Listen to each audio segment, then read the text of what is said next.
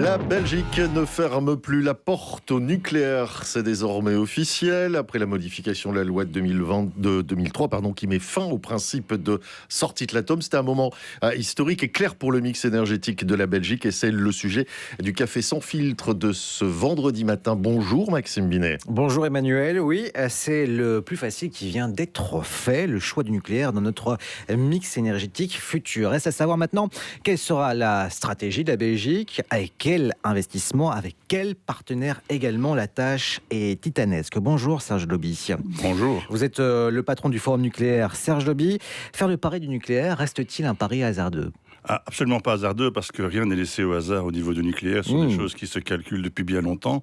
Par contre, effectivement, la loi qui vient d'être votée va ouvrir le champ des possibles à ce nucléaire dont la Belgique a âprement besoin. D'accord, mais on va en parler aussi des paris futurs et aussi des opérateurs qui pourraient reprendre certaines centrales nucléaires vieillissantes. Bon, déjà sous le précédent gouvernement, il a été décidé de prolonger de 10 ans de réacteurs nucléaires, les moins vieux à savoir Doel 4 et Tihange 3. Il a fallu un accord avec l'opérateur Engie, notamment sur les déchets nucléaires.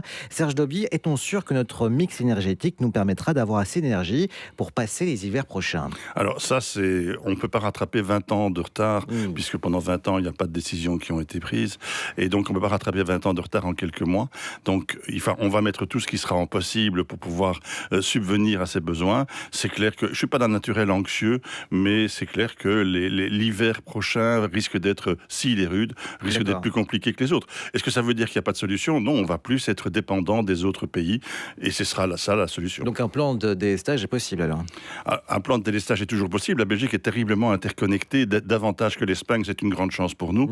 Elle est interconnectée, et donc il y a toujours cette possibilité ou de délestage ou d'importation. Donc on dépendra davantage des pays voisins comme la France, par exemple. C'est un risque, et heureusement que cette solution existe pour pouvoir couvrir ce risque. Maintenant, je crois qu'il est clair que la Belgique doit le plus rapidement possible être la plus indépendante possible. Alors, il est faux aussi, Serge Doby, de dire que la Belgique avait la volonté, n'avait pas pris de décision ces 20 dernières années concernant le nucléaire, puisqu'il y a peu encore, sous le précédent gouvernement, à son début de la Vivaldi, il y avait une volonté de fermer tout simplement toutes les centrales. Et il y a eu ce revirement par rapport à la guerre en Ukraine. Alors, les 2 réacteurs prolongés pendant 10 ans seront en gros fermés de nombreux mois durant plusieurs étés.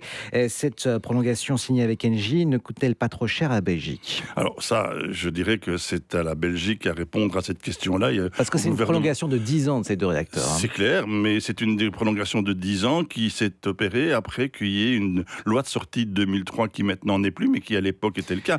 Je dirais que ce qui est très important à savoir, c'est que ce qui se passe, c'est qu'on a mis une date de fin sur les réacteurs. Oui. Et c'est totalement contraire à la sûreté nucléaire. Parce que la sûreté nucléaire... de 50 ans maintenant. Oui, mais la sûreté nucléaire, elle est prévue pour que tous les 10 ans, on fasse l'analyse des possibilités de ce réacteur, de manière à pouvoir continuer à opérer pendant 10 ans. Et donc, il n'est pas nécessaire de mettre une date de fin. C'est la raison pour laquelle cette loi qui a été abolie n'avait absolument plus aucun sens. D'accord, mais concernant, c'est ma dernière question par rapport à cette prolongation de ces 2 réacteurs décidés sous le précédent gouvernement, c'est pas fait avoir par Engie Electrabel ? Écoutez, moi...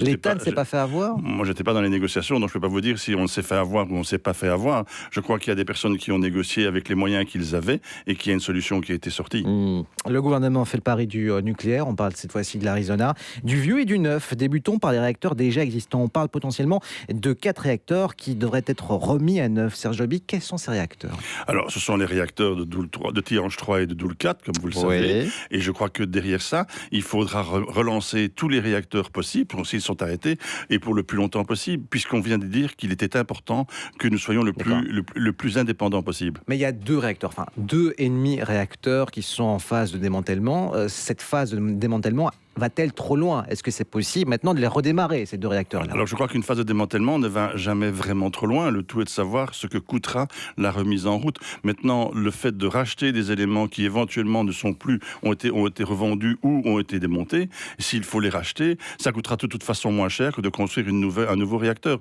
Donc c'est ça qu'il faut regarder. L'important, c'est l'indépendance de la Belgique au niveau énergétique, de manière à ce qu'elle en ait assez. D'accord, mais encore faut-il respecter les normes. Est-ce qu'on peut vraiment respecter les nouvelles nouvelles normes en termes d'énergie nucléaire, de production d'énergie nucléaire, avec de vieilles centrales qui ont plus de 50 ans. Il faut savoir de nouveau que dans la logique de la sûreté nucléaire, cette analyse décennale qui est faite est importante, et donc on définit dans ces révisions décennales, on définit ce qui doit être fait dans les 10 ans prochains pour pouvoir atteindre les niveaux de sûreté nucléaire les plus récents au niveau mondial. Donc on se met à niveau à ce moment-là. Je disais, il y a la loi qui vient d'être abrogée par rapport à la sortie du nucléaire hier, la sortie prévue, qui avait été initiée en 2003 dans cette loi. Il y a aussi une volonté de trouver un nouvel opérateur, puisqu'apparemment Engie Electrabel voudrait fermer complètement la porte du nucléaire en Belgique et partout ailleurs. Il y a des contacts qui sont pour l'instant pris en coulisses. Quels sont ces contacts? Quel opérateur pour l'instant est le mieux placé pour reprendre ces anciennes centrales? Alors je peux vous confirmer qu'il y a énormément, il n'y en a pas 50. Donc c'est la fin avec Engie Electrabel. Je n'ai pas dit cela, je laisse à Engie Electrabel le soin de prendre son sort en main. Ce qu'on sait, c'est qu'on a plusieurs opérateurs étrangers qui se sont présentés à nos portes en disant « Nous sommes intéressés de devenir un opérateur en Belgique ». La Belgique. Ils sont européens, américains? Ils sont européens et américains. D'accord. Quand vous dites plusieurs, c'est combien? Quand je dis plusieurs, c'est aujourd'hui au moins 3 et peut-être davantage, puisque la Belgique redevient une terre d'investissement pour ces gens-là. Ils ont bien compris le revirement de situation en Belgique qui était nécessaire, et ces opérateurs sont aujourd'hui, on est dans le top 3 des investissements de ces opérateurs. D'accord, et donc l'idée, c'est de faire aussi du neuf, du nucléaire nouveau, comme on dit. Cela correspond à 4 nouveaux réacteurs. Quelle stratégie prendra la Belgique? Alors la stratégie que la Belgique va prendre, ça, on va documenter le ministre pour qu'il sache ce qui est possible. Oui. Après, c'est lui qui prendra la décision de toute façon in fine, mais la logique que nous préconisons, c'est effectivement de commencer par des réacteurs, des SMR, donc des Small et Modular Reactors, des petits réacteurs modulaires de 300 MW que l'on va pouvoir mettre en série. On va pouvoir mettre plusieurs l'un à côté de l'autre. C'est pas encore le cas maintenant. Hein. Alors, c'est pas encore le cas maintenant. On doit encore les construire. Une fois qu'on les aura construits, on va pouvoir faire le lien avec la génération 4 qui, elle, permettra de faire des refroidissements au plomb ou de la fusion ou même, le cas échéant, des sels fondus. D'accord, et c'est-à-dire de reprendre aussi des anciens déchets nucléaires pour du combustible. Quand je disais, c'est ma dernière question, que le nucléaire était potentiellement hasardeux, c'est parce que les grands réacteurs type EPR comme Flamanville peuvent coûter plus de 20 milliards d'euros avec beaucoup de retard dans leur construction. Les premiers SMR de pays occidentaux au Canada sont en construction et coûtent plus de 13 milliards d'euros. C'est payable pour la Belgique? Alors, vous me parlez à chaque fois des premiers outils qu'on construit, le premier EPR, les premiers SMR, et ceux-là comportent tous les coûts de développement.